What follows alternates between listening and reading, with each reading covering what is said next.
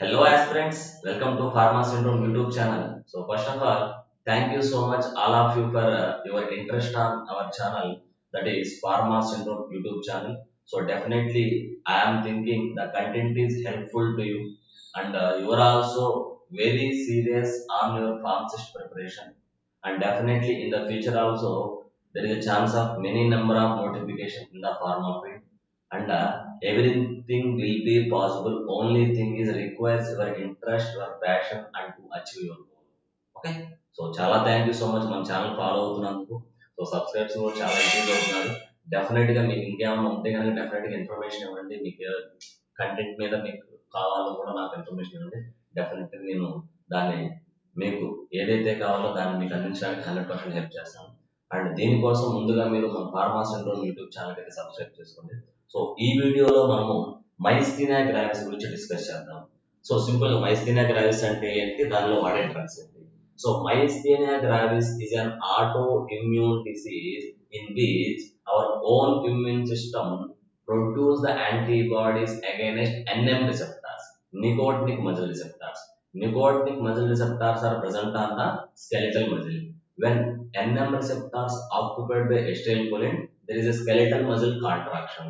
But myasthenia gravis ఏమవుతుంది, myasthenia gravis అనేది ఒక ఆటోఇమ్యూన్ డిజార్డర్. మన ఓన్ ఇమ్యూన్ సిస్టమ్ యాంటీబాడీస్ ను ప్రొడ్యూస్ చేసి స్కెలిటల్ మజిల్ మీద ఉన్న ఎన్ఎం రిసెప్టార్స్ ను బ్లాక్ చేసేస్తుంది.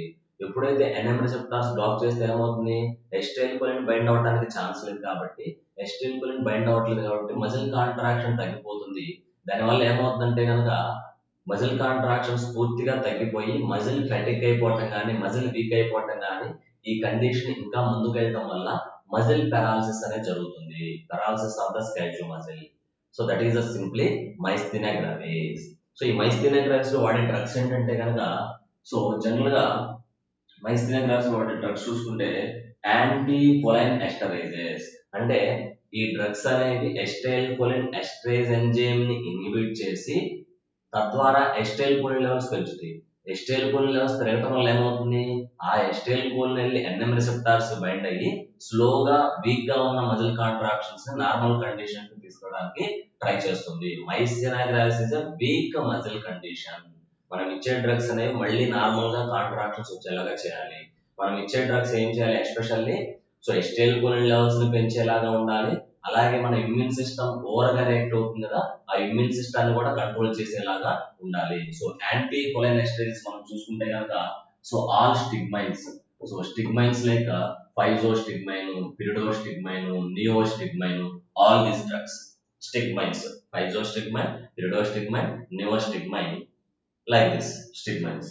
And next immuno suppressive agent, అంటే ఇమ్యూన్ సిస్టమ్ సప్రెస్ చేయాలి. ఎందుకని, ఇది ఆటో ఇమ్యూన్ డిసీజ్, అంటే మన ఇమ్యూన్ సిస్టమ్ ఓవర్ గా రియాక్ట్ అయ్యి మన ఓన్ బాడీని డ్యామేజ్ చేస్తుంది కాబట్టి ఇమ్యూనో సప్రెషన్స్ యూజ్ చేయాలి. So immuno suppressions like glucocorticoids, ఎందుకంటే glucocorticoids are potent anti inflammatory as well as immuno suppressant drug, immune system ని సప్రెస్ చేస్తాయి.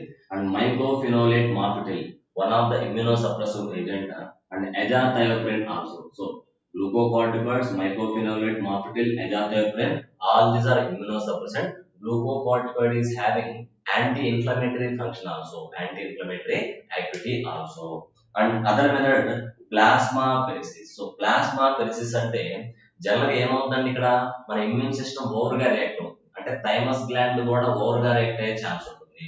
థైమస్ గ్లాండ్ కూడా ఓవర్ గా రియాక్ట్ అయ్యే ఛాన్స్ ఉంటుంది. సో ఎక్కువగా T lymphocytes, B lymphocytes release అవడం వల్ల ఇమ్యూన్ సిస్టమ్ ఫంక్షన్ ఎక్సెస్ గా జరిగి ఆటో యాంటీబాడీస్ ఎక్కువగా ప్రొడ్యూస్ అవుతాయి. ఆ ఆటో యాంటీబాడీస్ ప్లాస్మాలో ఎక్కువగా తిరుగుతూ ఉంటాయి కాబట్టి ప్లాస్మా ఫెరిసిస్ అంటే removal, treatment and return or exchange of blood plasma. So blood ప్లాస్మాని మనం తీసుకొని దాన్ని క్లీన్ చేసి మళ్ళీ లోపలికి పంపిస్తాం. ఎందుకంటే కనుక యాంటీబాడీస్ ని తగ్గించాలి. ఆ యాంటీబాడీస్ ఏం చేస్తున్నాయి, మన మజిల్ మీద ఉన్న ఎన్ఎం రిసెప్టార్స్ ని బ్లాక్ చేసి మన మజిల్ ని వీక్ చేస్తున్నాయి. ప్లాస్మా పరిసిస్ అంటే cleaning of the plasma to remove the auto antibodies destructing muscle function. So ఇది సింపుల్ గా మనం మైస్థీనియా గ్రావిస్ చూసుకుంటే కనుక, మైస్థీనియా గ్రావిస్ అనేది ఆటో ఇమ్యూన్ డిసీజ్. మన ఓన్ ఇమ్యూన్ సిస్టమే ఆటో యాంటీబాడీస్ ని ప్రొడ్యూస్ చేసి మన స్కెలిటల్ మజిల్ మీద ఉన్న ఎన్ఎం రిసెప్టార్స్ ని బ్లాక్ చేసి మజిల్ ని వీక్ అయ్యేలా చేస్తుంది. సో అందుకే ఇక్కడ మనం తీసుకునే డ్రగ్స్ ఏం చేయాలి, యాంటీ కొలైన్ ఎస్టరేజెస్ అనేవి ఎసిటైల్ కొలిన్ ఎస్టరేజ్ ఎంజైమ్ ని ఇన్హిబిట్ చేయడం వల్ల ఎసిటైల్ కొలిన్ మెటబాలిజం తగ్గి ఎసిటైల్ కొలిన్ లెవెల్స్ బాగా పెరుగుతాయి. ఆ పెరిగిన ఎసిటైల్ కొలిన్ తొందరగా వెళ్ళి ఎన్ఎం రిసెప్టార్స్ కి బైండ్ అయ్యి కాంట్రాక్షన్స్ చేయడానికి ట్రై చేస్తుంది. ఇంకో పక్క ఏం చేయాలి, ఇమ్యూన్ సిస్టమ్ ఓవర్ గా రియాక్ట్ అవుతుంది కాబట్టి ఇమ్యూన్ సిస్టమ్ ని సప్రెస్ చేయడానికి గ్లూకోకార్టికాయిడ్స్, ఇమ్యూనో సప్రెసెంట్ లాంటి డ్రగ్స్ యూజ్ చేయాలి. ఇంకో పక్క ఏం చేయొచ్చు మనం, ఇంకా లేదు మనకి డ్రగ్స్ వల్ల కూడా లాభం లేదు అనుకుంటే కనుక ప్లాస్మాలో ఎక్కువగా తిరుగుతున్న ఆటో యాంటీబాడీస్ ని రిమూవ్ చేయాలి. అది ప్లాస్మా ఫెరిసిస్ అంటారు. అంటే సింపుల్ గా డయాలసిస్ అనే ప్రాసెస్ ద్వారా ఆ బ్లడ్ తీసుకోవడం, ఫిల్టర్ చేయడం, మళ్ళీ లోపలికి పంపించడం. సో ఇది సింపుల్ గా మైస్థీనియా గ్రావిస్ గురించి. సో డెఫినెట్ గా మీకు అర్థమైంది అనుకుంటున్నాను. సో మన ఛానల్ కి అయితే సబ్స్క్రైబ్ చేసుకోండి. డెఫినెట్ గా అప్డేట్లు అయితే ఉండండి మన ఛానల్ గురించి. Okay, thank you.